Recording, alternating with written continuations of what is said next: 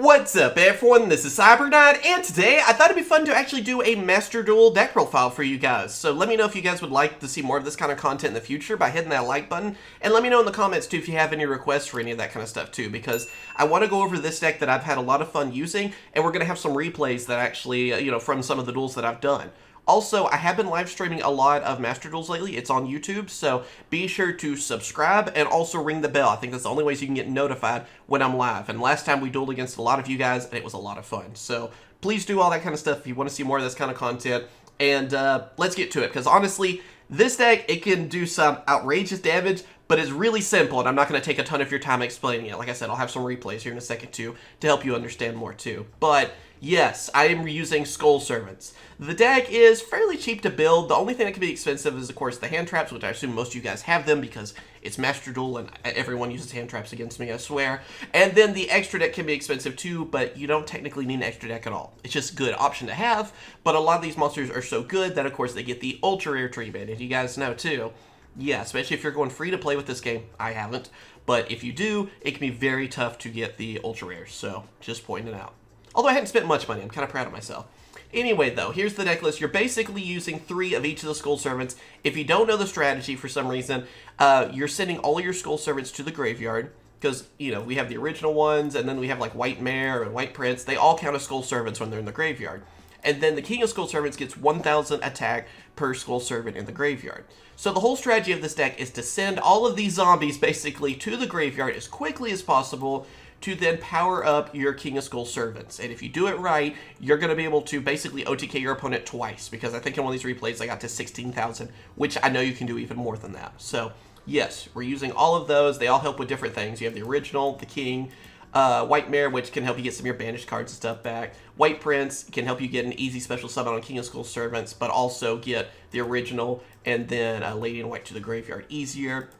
Then we have White Baking, which can help protect. So you usually want to have him in your hand just in case. He can protect your king if they do something on that, like some kind of effects or something, or battle. And also, too, he does help you basically get a Skull Servant. You have to discard 1 card afterwards, but then you get to keep 1. So he can help you search for the king, have it easily. Then, of course, we are using hand traps. Maxi is at 3 and Master Duel. Now, if you want to build this deck in the TCG right now, again, we don't have the newest ban list, but you don't have to have these, obviously. You can even, you can get rid of those 3, and then I would say add in, like, a Gozuki, another one, and then I go with the 3 Mizukis, and then maybe even, let's see, another Unexpected Die, if you want to go that route. Alright?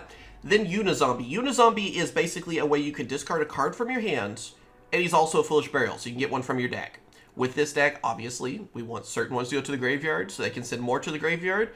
And also, with him being a tuner monster, he gives us access to synchro monsters. There's a lot of good synchros you can go with from this deck, too, because of that. So, basically, he just helps you get things where they need to go. So it's great for that reason. White Princess. This is another one I want to talk a little bit extra about, because, yes, if you do normal summon her, you get White Prince, and you get sent to the graveyard, getting his effect to get more to the grave. Most of the time, I like to have her in my hand, though, because whenever you discard her from the hand, then you activate her effect where monsters lose attack if they have high levels. So if you, level 1, I believe, what is it, like, 300 times the level. So our King of Skull Servants will lose 300 attack. Doesn't matter if he's like 16,000 attack, though. That's nothing for you. But then if you're going at someone, for example, like a Blue Eyes player, with their level 8 monsters out there, they become really weak. So this card can save your butt. Always remember that. Then, of course, Hand Trap City, so you gotta have some Ash Blossoms. Again, you can go without them if you want. I feel like, people are gonna use Hand Traps against me, I gotta use a few too, so that's what I'm doing. Mizuki, anything with zombies, he's on Monster Reborn, so I like to run 2. Shiranui Solitaire, his purpose is to bring out Unizombie. It's just like the Rick and Morty meme, seriously. I mean, you summon him, you tribute himself to him, then bring out Unizombie, that's all it is to it. Gozuki is a Foolish Burial monster that is kind of like another Mizuki in a way too, so good to have one of. Then for spell cards, you're basically just throwing in whatever can help you. Regeki can come in handy. Let's see, Harpy's Feather Duster is always good. You don't want back row because they could actually use Magic Cylinder against you, and if you lose that way, that's just funny, honestly. So, yeah, you don't want them to have back row. That can stop you. Card Destruction's good. Get rid of Stub. Monster Reborn, good and everything. Foolish, basically the same on that. Left Arm Offering is just there to help you search for that grass looks greener. And yes, you can actually use 3 of this card in Master Duel. Can you believe that? Seriously, I'm surprised they let this happen. Yeah, that's a card you absolutely need, because if you get that first turn, you get to activate that, they don't stop you, you're going to win. It's basically, because it gets rid of so many cards on top of your deck. That's why the 60 card deck, because it's the difference between your deck, how many cards are in your deck, and your opponent's. So you can send a lot to the graveyard, get a bunch of your Skull Servants gone, summon the king. You probably have at least 10,000 attack right there. So you'll notice that in the replays too. It's insane. Allure, good draw card with anything that involves dark monsters. You know this by now. It's great. 1 for 1 helps you bring out the king. He's a level 1. Same for Where Art Thou. We have level 1 monsters. This helps you basically search for one. And yeah, we have the king. It will do some damage to you, but you're probably going for game and setting up by then, so it doesn't matter. Unexpected die, well, we have the original Skull Servant. Helps you get an easy zombie out there if you want to link summon with it, or just get something out there to help you. It's pretty simple. Let's see, Barrow from a Different Dimension. You don't want your Skull Servants to be banished. White Prince can do that fairly easily to help you bring out a king, but you don't want them to be banished because then they're not powering up your king anymore. So this card will help you bring them back to the grave. That's why you want it. Then Twin Twisters, again, we hate back row. We don't mind discarding. This is a win-win. There is no losing there. You want a couple of Twin Twisters. Now for the extra deck. Again, doesn't necessarily matter on the extra deck, but I'm going to go through it anyway because these, I believe, are the best choices. We have Black Rose Dragon, Omega, and then Chaos Ruler. Black Rose is just good because it destroys the field like always. Omega is probably one of the best level 8s, if not the best level 8.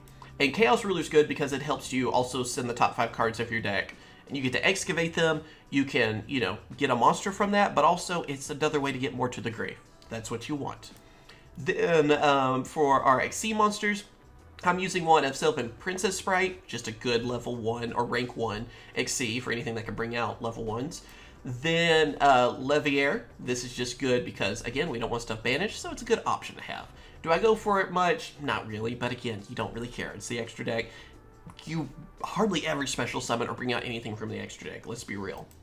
Then we have Link Spider, good because of the, of course, Skull Servant. Link Kariba, we have a lot of level 1s. We don't want to leave one of them wide open. This card helps. Same with Relinquish Anima. If you can link summon, you want some nightmares. So we have Phoenix and Cerberus right here. And of course, even one of Unicorn. They're just good in everything. Then Vampire Sucker, again, I feel like is a good option because it helps you draw stuff for zombies. Again, we don't special summon often, but it's a good option to have. And it's not that tough to get in this game. I'm also using a Decode Talker because I don't have Boral Load, Boral Sword, or Access Code just yet. If you have those are much better options. I'm just using this because it's a cheaper option, and I'm trying not to spend all of my money on this game right out the gate, okay? Curious, the Light Sword, yeah, again, you're sending stuff to the grave. That's what Light Swords do. It's a good link monster for these two. And then Apollosa because I was lucky enough to get one. It's that simple. So, yeah, that's the deck. Of course, I'll show you guys some replays. I'll stop talking at that point. But if you guys want to see more deck profiles like this, let me know by hitting the like button. And let me know, too, if I should explain more or just kind of let the replays do the talking. Because I figured I could do that, especially with this deck profile. So, thanks for watching. Stay safe out there. Have fun. Like and subscribe. And on with those replays.